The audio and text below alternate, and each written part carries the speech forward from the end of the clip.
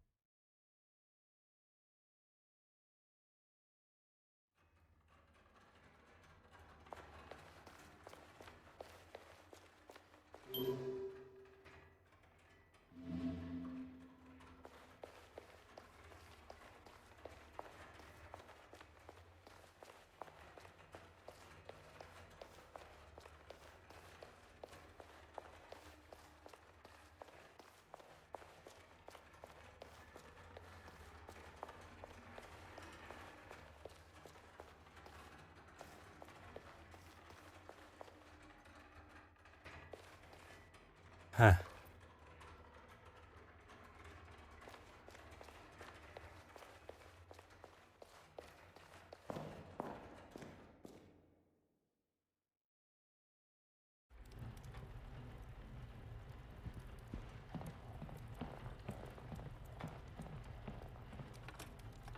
Aha.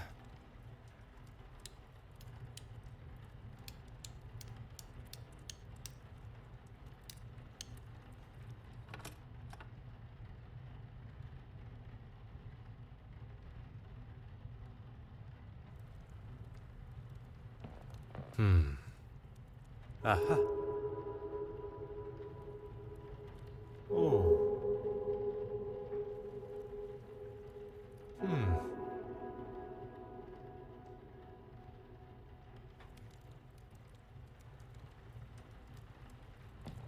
Huh. Oh.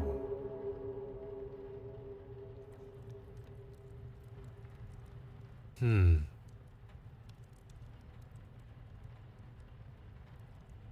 Ah.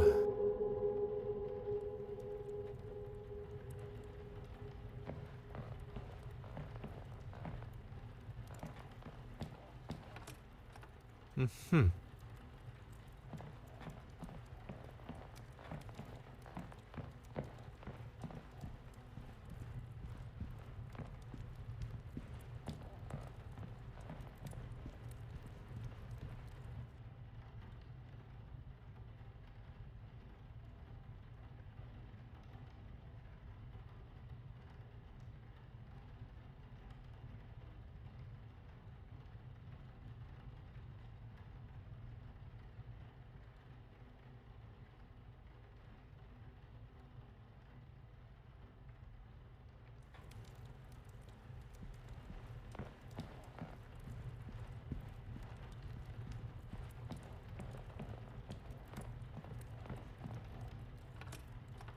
Oh.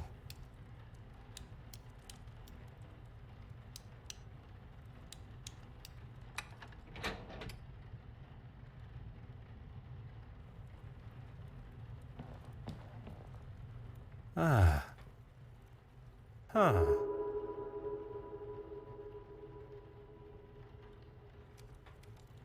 Huh.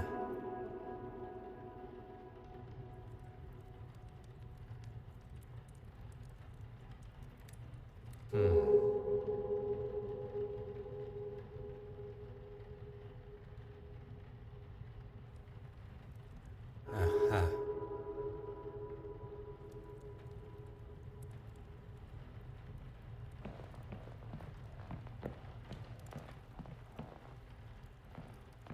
Aha.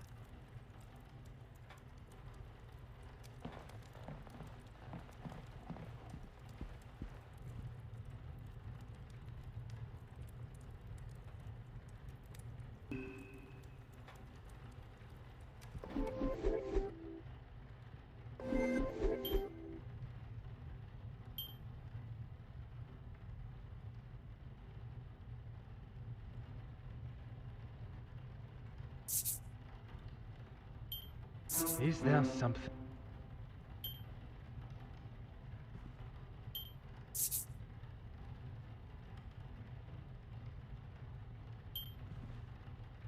I should consider this.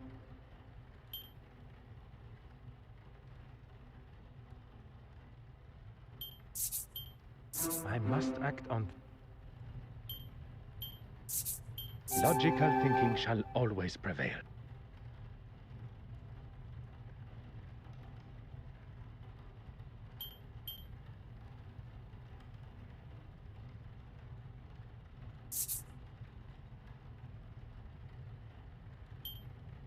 One step closer to revealing the truth.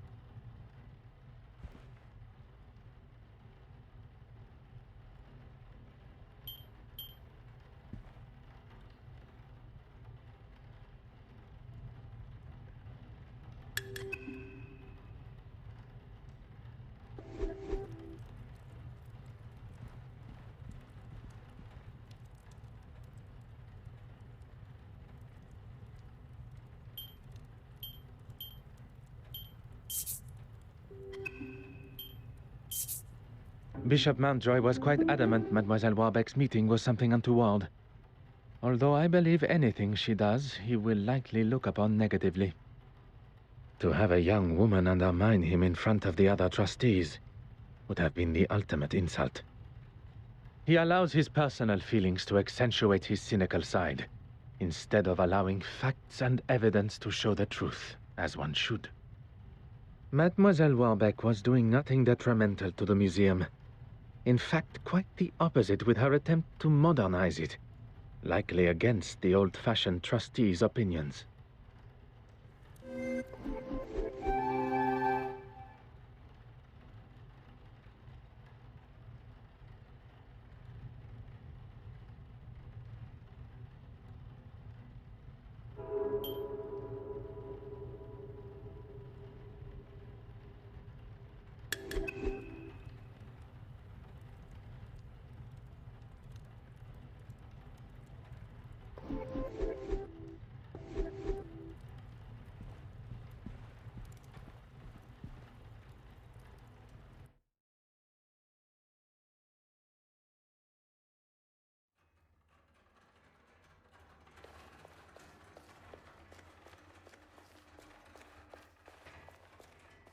Go right ahead, Detective.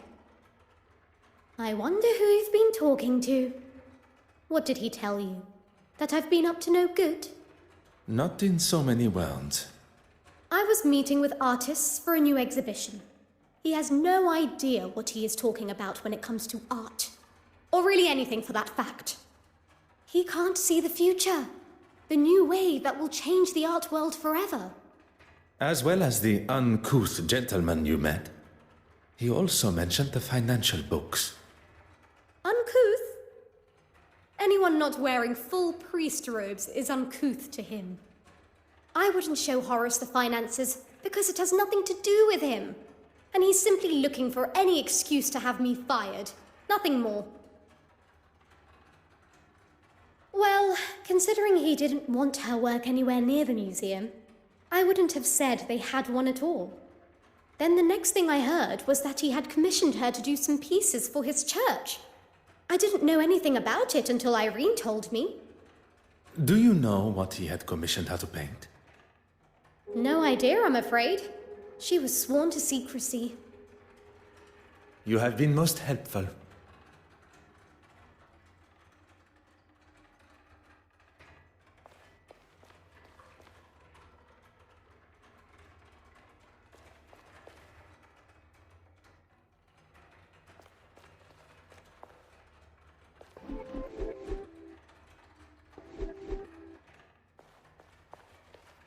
Go right ahead. You have...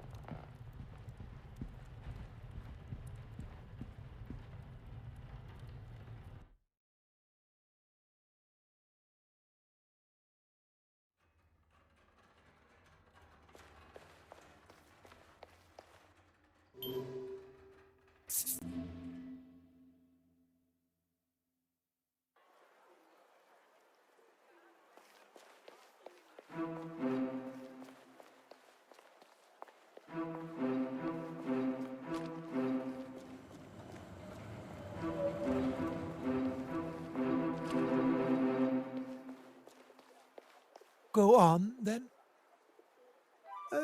You'll have to be more specific than that, Detective. The paintings produced by Mademoiselle Court-Smythe's brush. Oh, yes. Well, I thought it was necessary if she was to feature in the museum. You couldn't just use her other pieces as reference? I suppose I could have, but I don't actually see why it is any concern of yours. It is not as though I kept it anyway. I wasn't happy with it clogging up my bin, let alone my museum. Merci, Your Grace.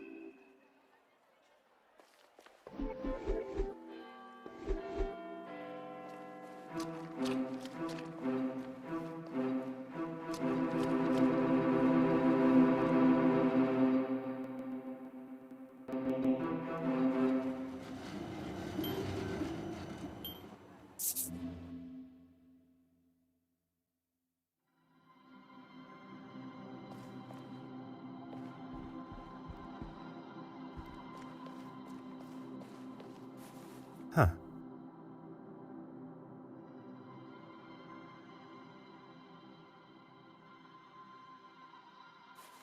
Oh.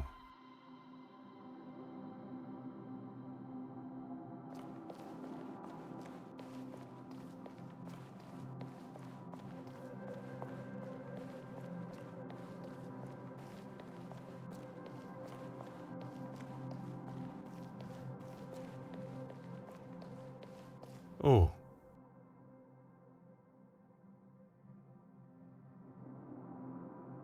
Oh.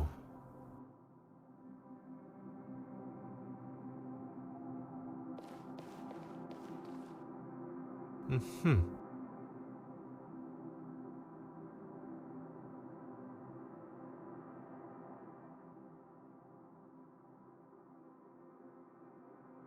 Hmm.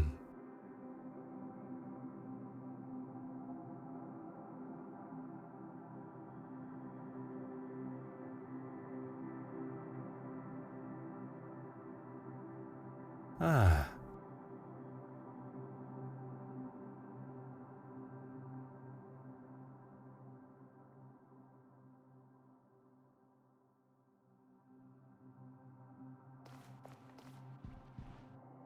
Ah.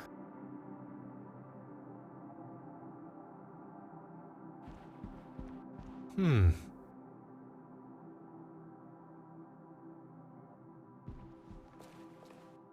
Aha.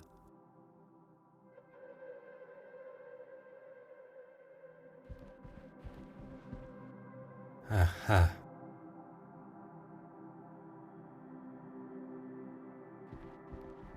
Oh.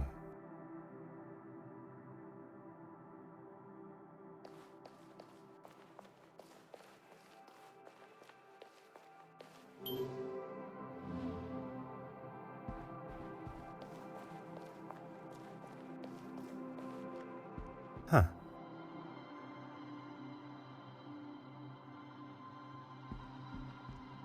Huh.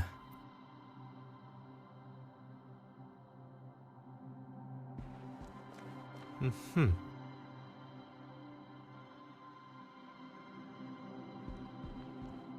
Huh.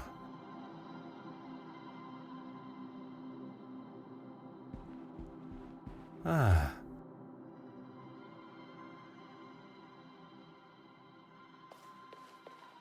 Oh. Oh. Ah. Hmm. Hmm.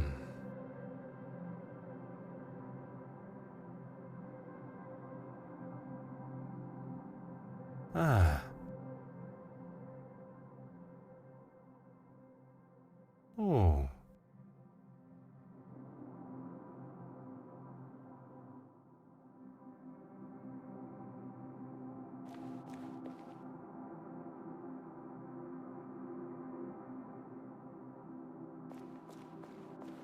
Hmm. Aha.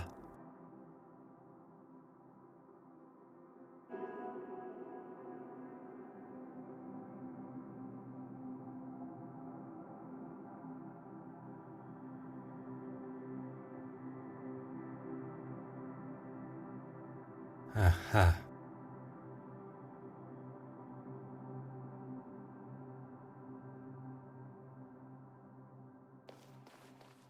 Ah. Mm-hmm.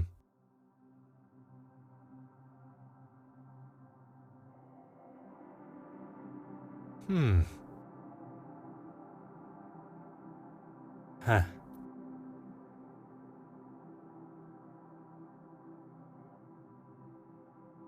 Huh.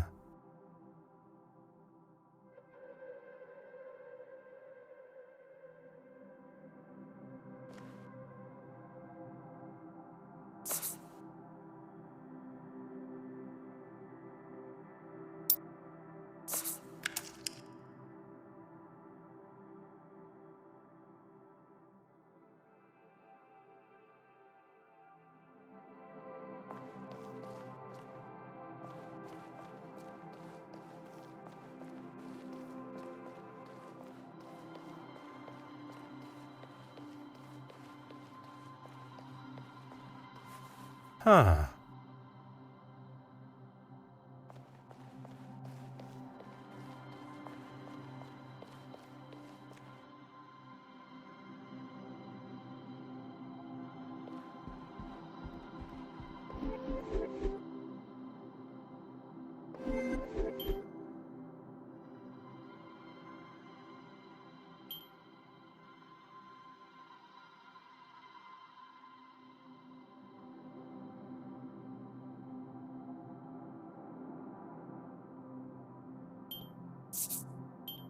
Come, my little grey cell.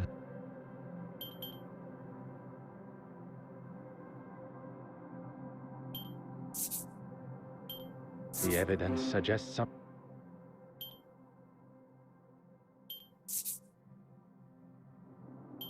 Order and method.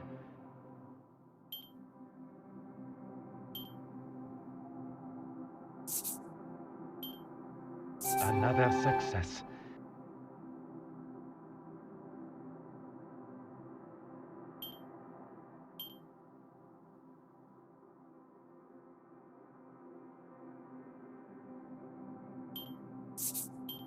I must take a different...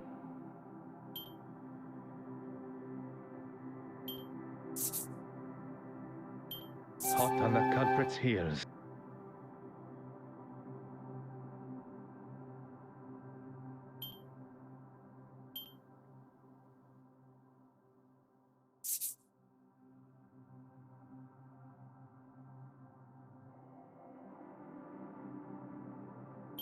Come now.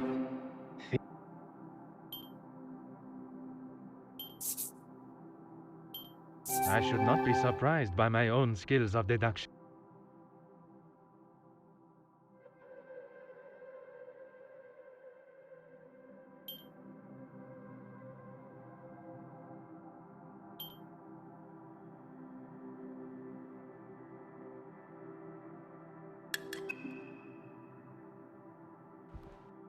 It appears that the good bishop has been replacing the church's original artworks with fakes painted by Mademoiselle Court Smythe.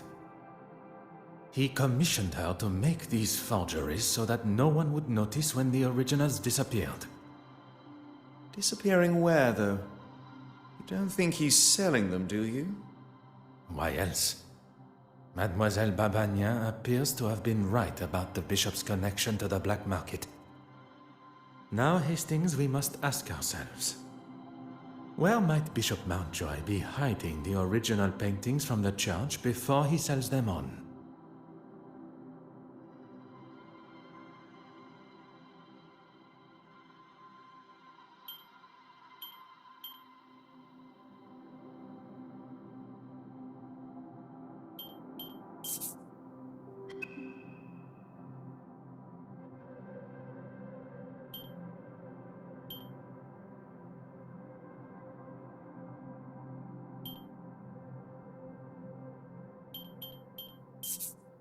We must gain access to the space behind the confessional.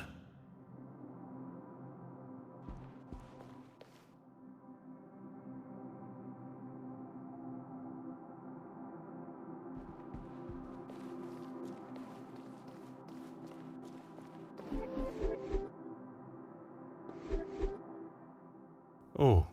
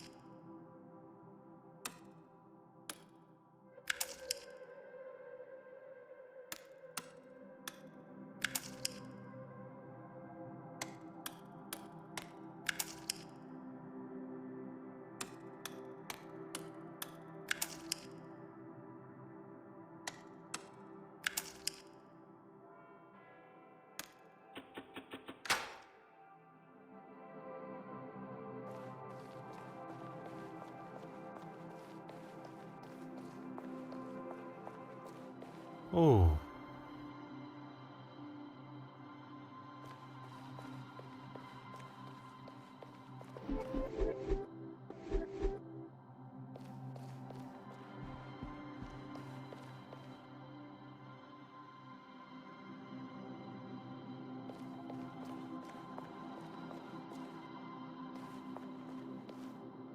Oh.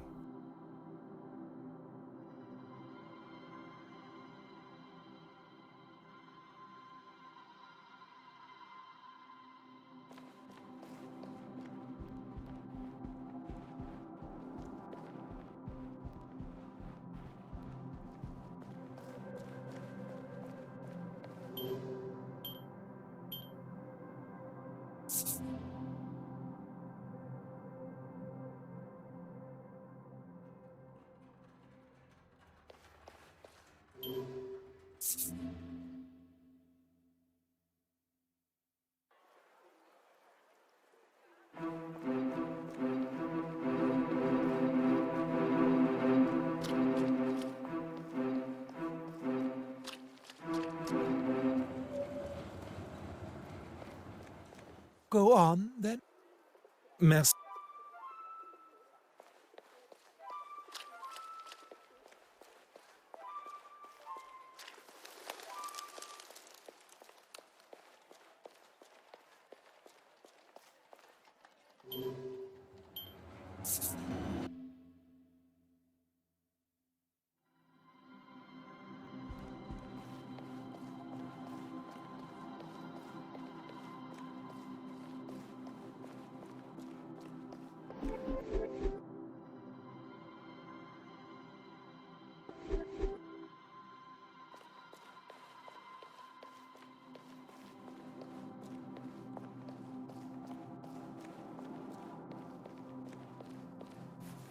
Ah.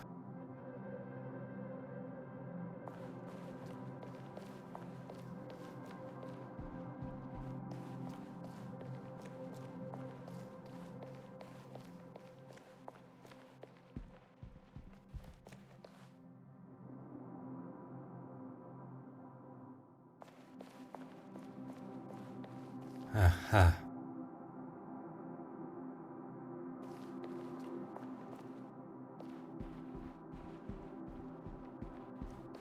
Hmm.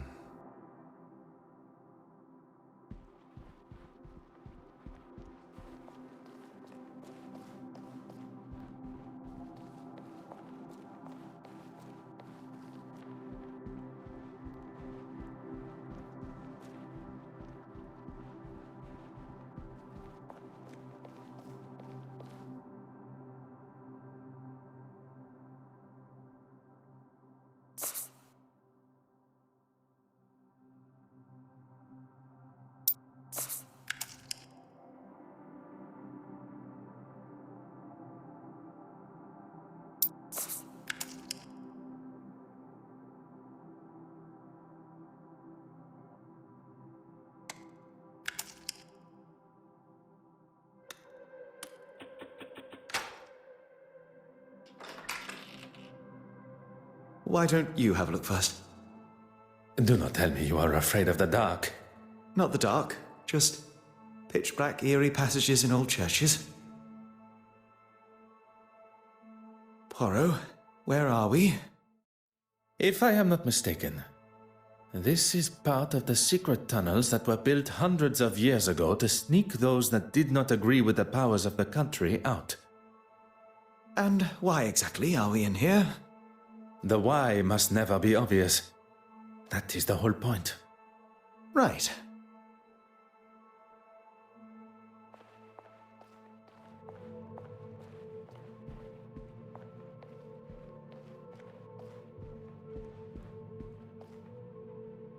Ah.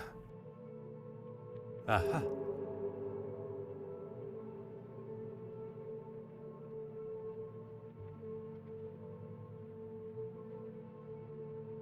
Huh.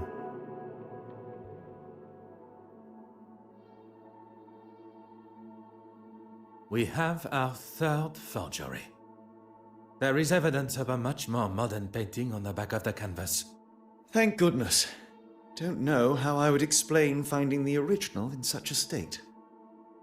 Bishop Mountjoy must have discovered the painting that he received from Mademoiselle Court Smythe was one of her forgeries. And lashed out. Now it makes sense. He's been using this room to store his own private art collection. I can picture him sitting here, smug as anything, surrounded by stolen paintings. What I find most unfortunate Is that not only does he deprive the world of beauty and joy from seeing these works, but he also keeps them in such dark and dank conditions, the old fool. He's even having to light his candle clock to keep from drifting off down here. Such a waste, don't you think, Poirot? one's opinions are now worth listening to. I was only voicing my thoughts. You have thoughts beside those of Mademoiselle Farquhar? Really, Poirot? You still think so little of me? When one exclaims such regard for a suspect in a murder investigation, it is hard not to think any other way and comment so. You may not be so accustomed to the idea of showing, or at least having, some form of empathy for our fellow man. There is a difference between empathy and lust. And there is a difference between commenting and being rude and obnoxious. I was not expecting Monsieur Hastings to be so sensitive on the matter. Perhaps this conversation is best saved for when we are not trapped together. What was that? Oh, just the bishop's candle clock. I don't know about you, but I've had enough of this place. Let's get out of here. What are you doing, Poirot? S'il vous plaît, un moment. The bishop's candle clock has forced me to question everything of the murder scene that I previously thought I knew. We must return to Mademoiselle Courtsmythe's apartment. Perhaps that is a job best left for you, by yourself.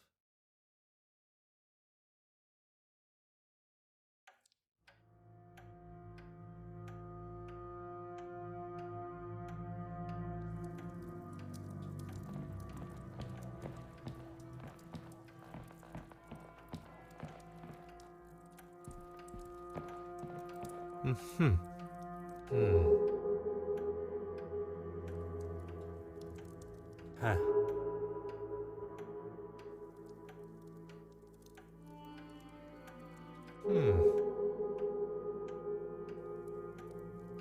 Oh.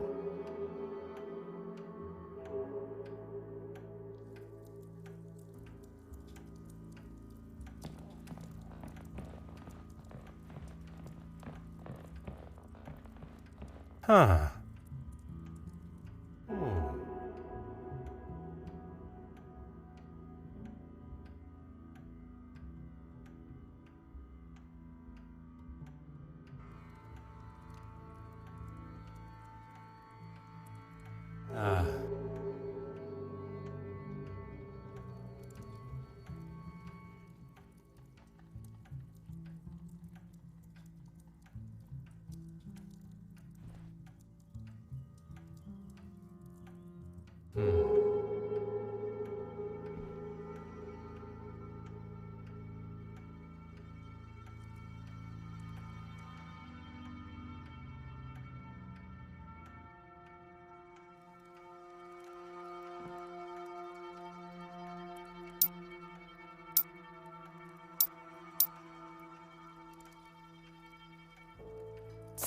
Aha.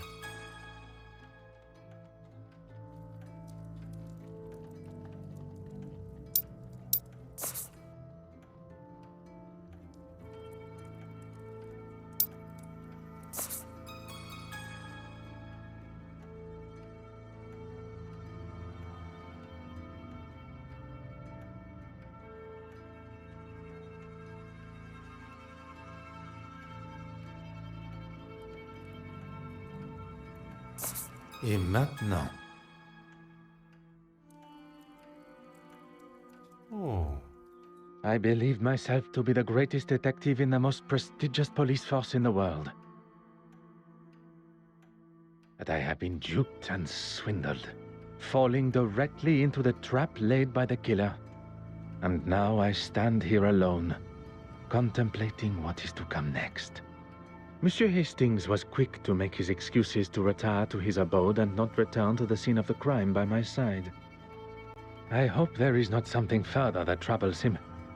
One does not need added strains at a time when steps must be retraced and a new timeline considered. Sacré. I have spent my time staring into the sun when deceit and deception has taken place in the shadows. A murderer remains free, But the truth of the fire eludes Detective Hercule Poirot no more, and soon neither will their identity.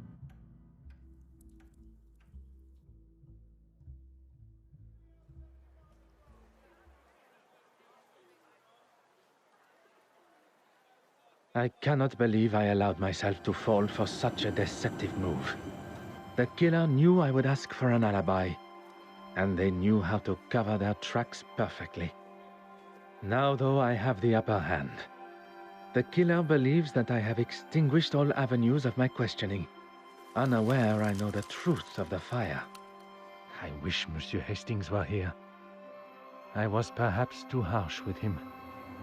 I know of his want for the same as I, the truth. But now I fear that I have lost him to my own tenacious demeanor. Now more than ever do I need my little grey cells working at full capacity. Monsieur Demire and Mademoiselle Babagnan. I am glad to say that they both still have alibis, as the show had just reached its second act. I can be sure that neither was involved. Mademoiselle Farquhar. She claims that she was in the dark room developing pictures, and even with this new discovery, her alibi stands. Monsieur Dryden can confirm. Monsieur Christiansen, one of my key suspects, drinking alone except for a brief encounter with Monsieur Demire. But Madame Allen can substantiate his trip to see her at the theater to apologize during the intermission. Which leads us to the good Madame Allen, on stage performing Innocent. A side note, I must make an effort to see her production. From what I have heard, she sounds quite captivating. The Honorable Bishop Mountjoy.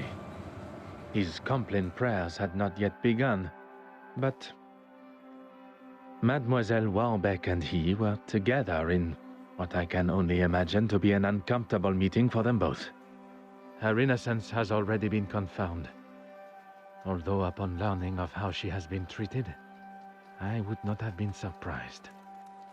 Last but certainly not least, Monsieur Aylesworth, and the article in the newspaper documenting his, as some see, heroic speech amongst the House of Commons is alibi enough for the murder. And where are we left now? Every suspect seemingly as innocent as they were yesterday. But when one looks most innocent, that is when Detective Poirot is most suspicious.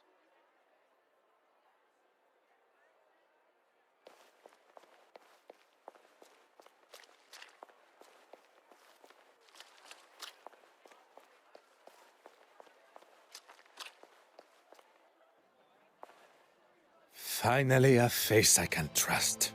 Everything all right, Poirot?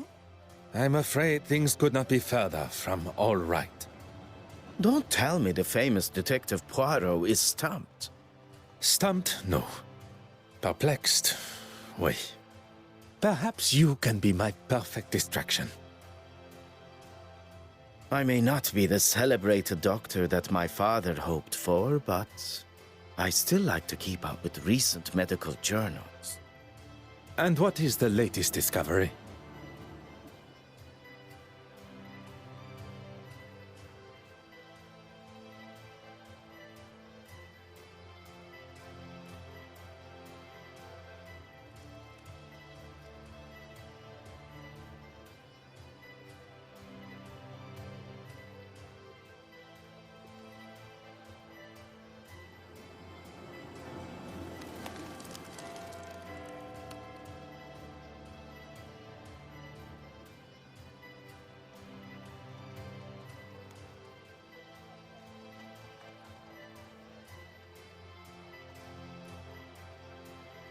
This particular article is about the effect of cocaine on the user's body. I thought I liked to have a good time, but that drug, too much for me. What makes you say that? I wouldn't want my heart beating at the speed of a locomotive. Here, read for yourself. I haven't actually. I gave him my office telephone number and said he could call anytime, but not a peep. You sound surprised. Yeah, he probably wants to keep his health issues out of the public eye.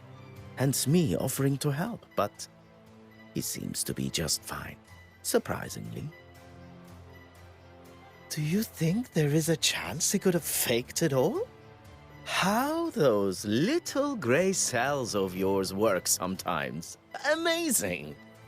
Please, my friend. You're serious?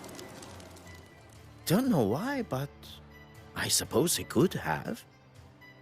At this point, anything is a possibility.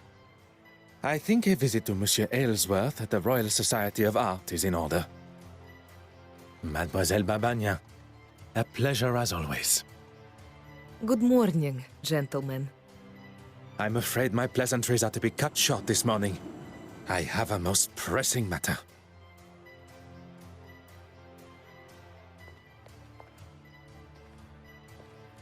Good morning, mademoiselle. My apologies for my earlier departure. That's quite all right. Mr. Demir informed me of the facts. The case has taken a direction I had not foreseen, and it now leaves me.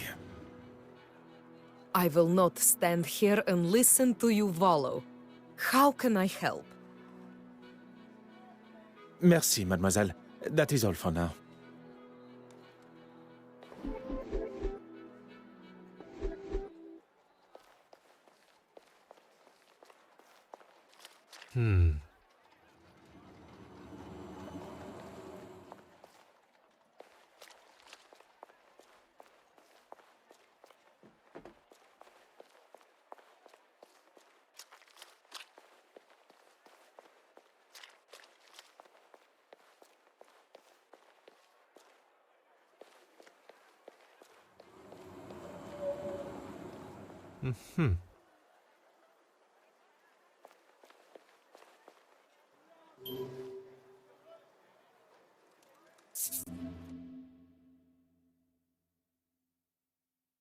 Just a moment. I'm coming. What a great commotion coming from behind the door. What on earth is Monsieur Aylesworth up to? Ah, detective. What can I do for you? Could you spare a moment of your time? If you are feeling up to it? Why wouldn't I? You are recovering from a potentially fatal heart attack. I would not want to aggravate or upset you in any way. Are we really going over this again? It would help me clear up some discrepancies. Very well. As I've said before, I was in the House of Commons addressing the bench, as you know. And then I was speaking with the reporter. The editor, Nathaniel Dryden. If you say so, at the news office. Monsieur Aylesworth is sticking to his story. I did not expect that it would be easy to unsettle a politician of his experience. And why would I? And why would I? Oh, to thank him for his help at the museum. Yes, of course. I've been meaning to send him a thank you gift. One would think that thanking the man that saved your life would be further up your priorities. I'm a very busy man, as I'm sure you understand. And I don't know whether I'd go as far as saying he saved my life. On the contrary, had Monsieur Demir not been there with his extensive medical training and a man of your age, perhaps you would not be here talking with me today. If Monsieur Aylesworth is not prepared to tell the truth, perhaps I can use his own pompous nature and guilt against him. The nurse said herself that I had the heart of a young athlete. It'll take more than that to slow me down. Well, I would not take that as a sign to start a sporting career. Merci, monsieur. I find myself in a most problematic position. My associate, Monsieur Hastings, is nowhere to be found when I need him the most. There must be someone else that I can call upon. Someone to fill the shoes of Monsieur Hastings. For the time being, at least. The obvious choice would be Monsieur Demir. But I wonder if he is suited to the task that is required.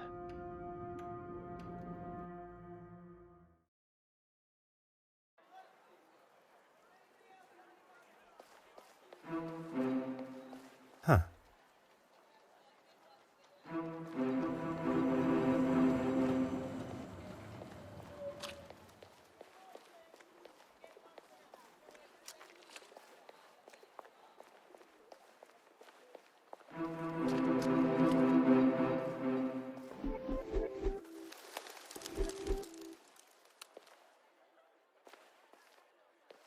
You need only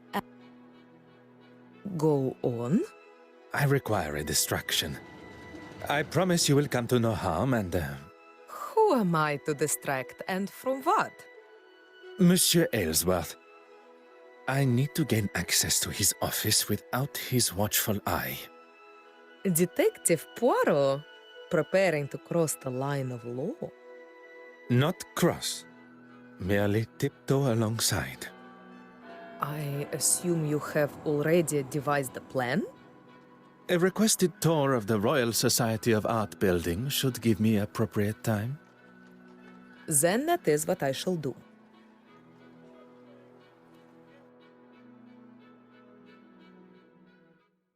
The door has been left ajar, exactly as required.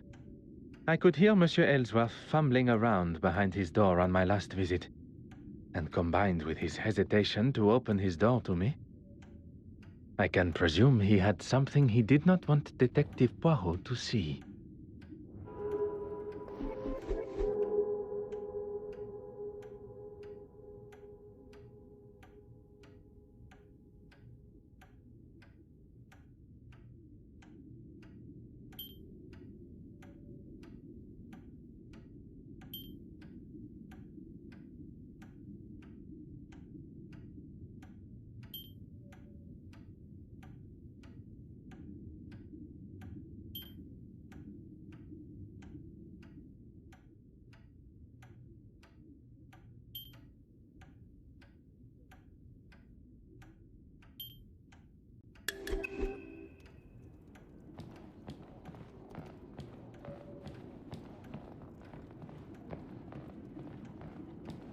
Huh. Oh.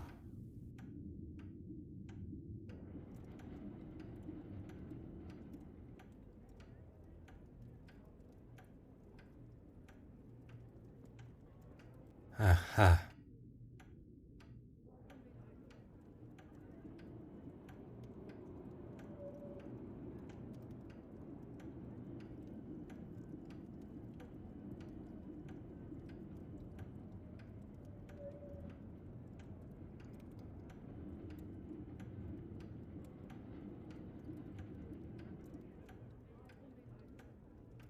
Hmm.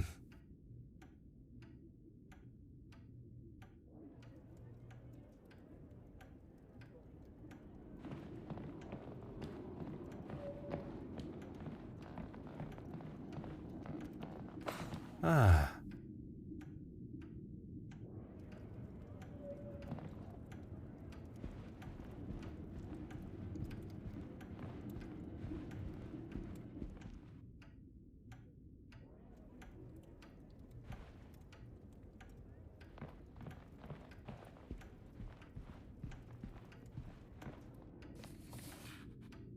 Oh.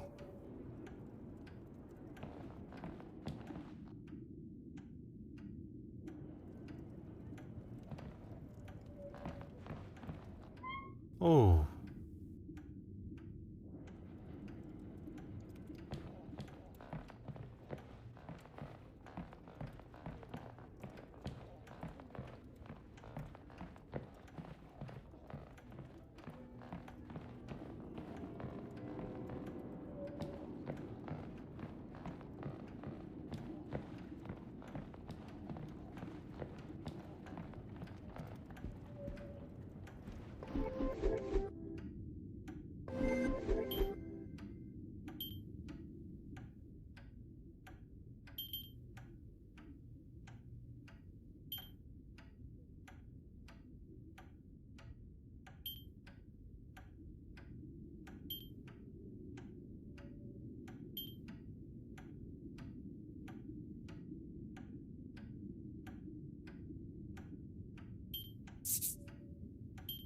Things are to become clearer.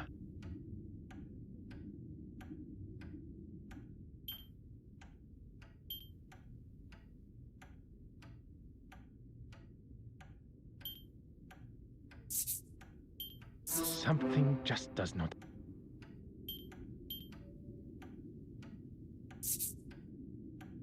This will not get me.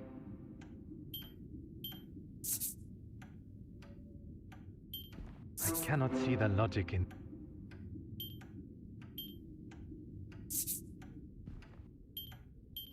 Where is the sense in that?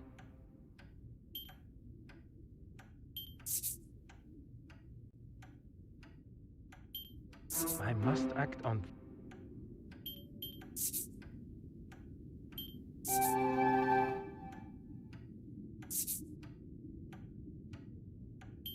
The evidence suggests something. This will not get me any closer.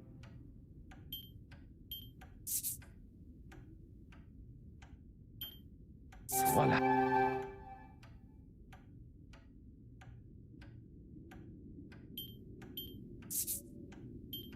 Where is the sense? I cannot see the logic.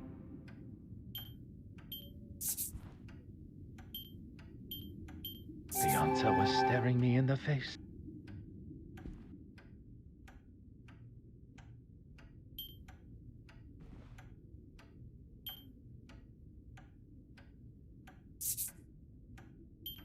Come, my little gra- I should consider this. Come now.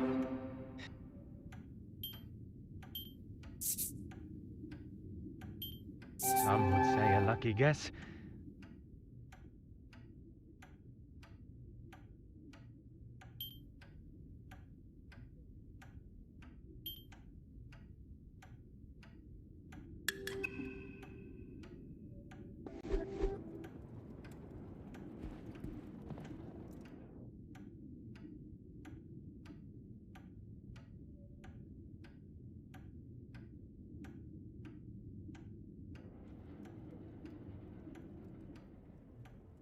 Put your hands up and step away from there. Monsieur, there is no need. Enough of your phony pleasantries. Let's see what the real police have to say. The first thing they would notice is the politician aiming his revolver at an officer while they are conducting official police business. I'm sure they would agree. I have every right to protect myself from a foreign intruder. If you were to lower the gun, perhaps we could discuss the situation we find ourselves in. You may have authority in your own country, but not here. Now, explain yourself.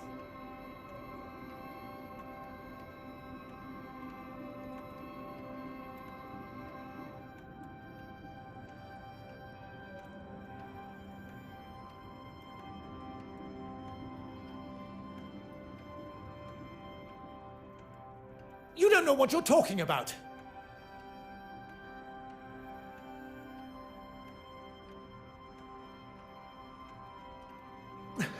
Enough! I need a second to think about all this. How has it all come to this? No, it's not my fault. It's... It is not too late. Your intentions were good. Scotland Yard will look sympathetically at... If you had just left that fool Hardwick to it, we wouldn't be here, and I wouldn't have to do this. I have done nothing but remain honorable to my oath to uphold the law. It is Monsieur's choices and actions that have brought us to this point. And he must accept responsibility for what is to come.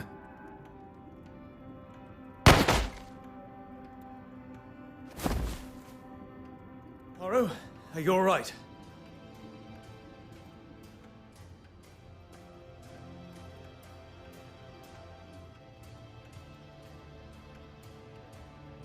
All the better for seeing you, Hastings. I was worried I was going to miss him. Your timing and accuracy could not have been more perfect. What do we do now?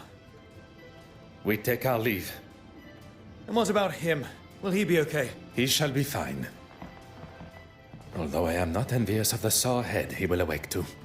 Come, there is much to tell. Behind the bookshelf. But I never.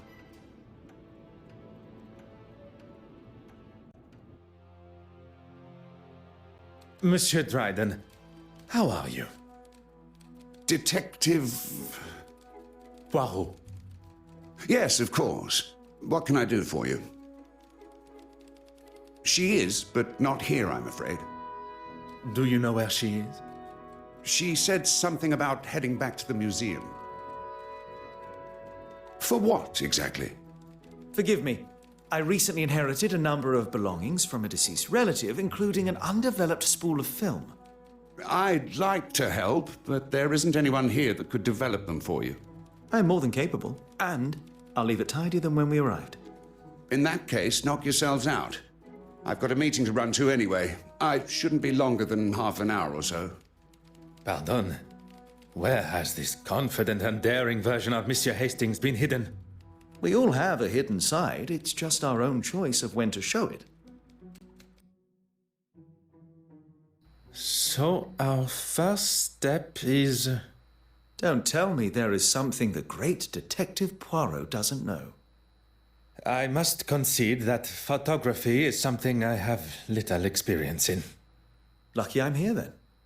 We need to start with a tray filled with developing fluid.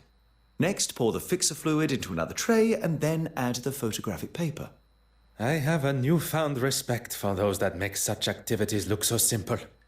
Let's just wait until we see the results. It shouldn't take long.